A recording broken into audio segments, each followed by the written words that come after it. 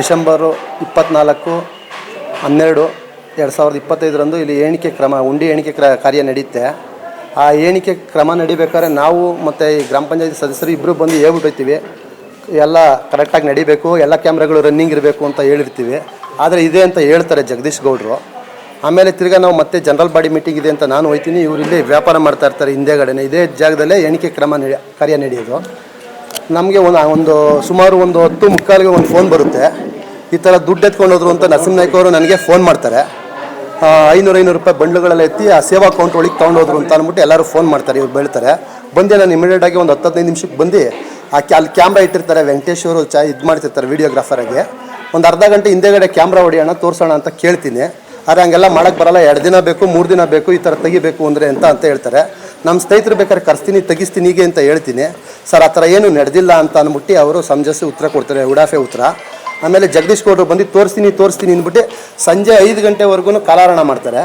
9:15ಗೆ video start ಆಗಿರೋ sir. ಉಂಡಿ ಎಣಿಕೆ ಕ್ರಮ ನಡೆದಿರೋದು 9:15 ಬೆಳಗ್ಗೆ. ಮುಗಿದಾಗ ನಾವು ಇಲ್ಲೇ ಇದ್ದೋ 3:15 ಕ್ಲೋಸ್ ಆಗುತ್ತೆ. 5:15 ವಿಡಿಯೋ ಚಿತ್ರೀಕರಣ ಇರಬೇಕು. ನಾನೊಂದು RTIಯಲ್ಲಿ ಮಾಹಿತಿ ತೊಗೊಂಡಿದ್ದೀನಿ, ಅದರಲ್ಲೆಲ್ಲ ಕಟ್ ಪೇಸ್ಟು. ಇಲ್ಲಿ ವಿಡಿಯೋ ಚಿತ್ರೀಕರಣ ನಡಿಬೇಕಾದ್ರೆ ನಾವು ಸುಮಾರು ಒಂದು 10 ಸಲಕ್ಕೂ ಹೆಚ್ಚು ಬಂದಿದ್ದೀನಿ ಇಲ್ಲಿ ತೋರಿಸಿ ಅಂತ ಅಂದ್ಬಿಟ್ಟು.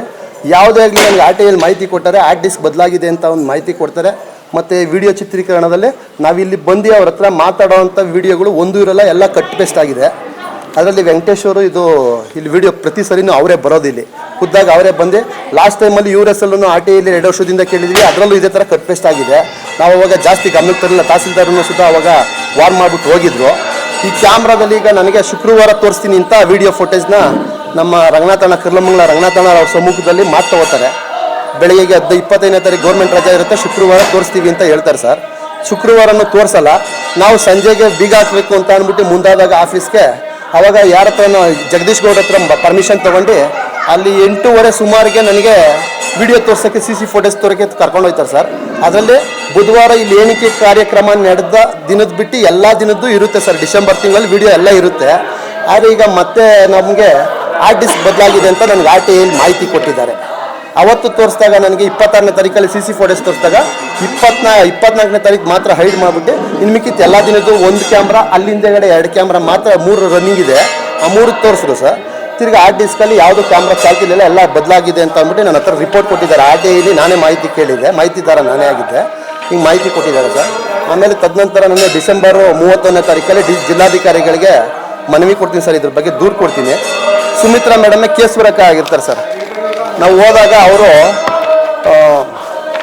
ಜಿಲ್ಲಾಧಿಕಾರಿಗಳು ನಮಗೆ ಬೈತಾರೆ, ಯಾಕೆ ಇಷ್ಟೊಂದು ಡಿಲೇ ಮಾಡಿದ್ದೀರಾ ಅಂತ ಅಂದ್ಬಿಟ್ಟು ಈಗಿರೋ ಪ್ರಭಾರ ಸುಮಿತ್ರಾ ದೇವಿ ಎದುರುಗಡೆ ಬೈದರೆ ಸರ್ ಅದು FIR ಮಾಡಿ ಅಂತ SP ಅವ್ರಿಗೂ ಬಾಲಣ್ಣ ಲೆಟರ್ ಹಾಕೋರು ತನಿಖೆಗೆ ಆದೇಶ ಮಾಡಿ ಅಂತ. ಆ ಆದೇಶದ ಮೇಲೆ SP ಅವ್ರಿಗೂ ಅಲ್ಲೇ ಇಮಿಡಿಯೇಟಾಗಿ ಜಿಲ್ಲಾಧಿಕಾರಿಗಳು ಫೋನ್ ಮಾಡಿ ಕರೆ ಮಾಡಿ ನಮ್ಗೆ ಅಲ್ಲಿ ಕಳಿಸ್ತಾರೆ ಸರ್. SP ಅವರು ತಿರ್ಗಾ ಮಾಗಡಿ ಸ್ಟೇಷನ್ಗೆ ಬರೆದು ಕಳಿಸ್ತಾರೆ ಸರ್ ಇದು ಮಾಡಿ ಅಂತ. ಆದರೆ ಈ ಸುಮಿತ್ರಾ ದೇವಿಯವರು ಈಚೆ ಬಂದಮೇಲೆ ಯಾಕೆ FIR ಅಲ್ಲ, ಏನೋ ಒಂದು ಎಕ್ಸ್ಕ್ಯೂಸ್ ಕೊಟ್ಬಿಡಿ ಅವ್ರಿಗೆ ಅಂತ ಅಂದ್ಬಿಟ್ಟು ಅವ್ರ ಕಡೆ ಪರವಾಗಿ ಮಾತಾಡ್ತಾರೆ, ಜಗದೀಶ್ ಗೌಡ್ರ ಪರವಾಗಿ. ಆಮೇಲೆ ಇಲ್ಲೆಲ್ಲ ನಡೀತಿರೋ ತನಿಖೆಗೆ ಅವ್ರೇನು ಸಹಕಾರ ಕೊಡ್ತಿಲ್ಲ ಸರ್. ಮತ್ತು ಇವರು ಜಿಲ್ಲಾ ಉಸ್ತುವಾರಿಯಾಗಿ ಅವತ್ತು ಬಂದಿದ್ದಾರೆ, ಪ್ರತಿ ಸಲಿನೂ ಅವರೇ ಬರೋದು.